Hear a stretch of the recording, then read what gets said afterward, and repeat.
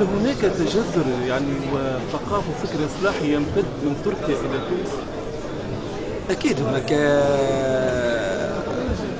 ما تنساش أنه الفكر الإصلاحي التونسي قام بالأساس على خير الدين باشا، والمصلح خير الدين باشا فيما كتبه مارس نماذج الإصلاح في تونس، وكان بمثابة أو مرتبة الوزير الأول في تركيا. وأعتقد أن هذه يعني الجذور التاريخية.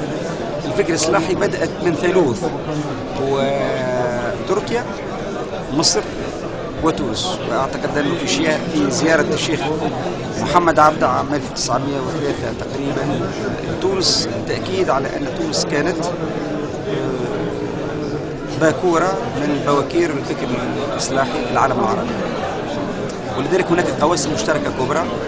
ربما الفكر الإصلاحي في تونس لم يستأنف مع الدولة الوطنية إلا بشكل متقطع غير منهجي، في حين أن تركيا باشرت مراجعة الفكر الإصلاحي في عدة أسماء، أهمها تقريبا الشيخ والعالم فتح الله جولي.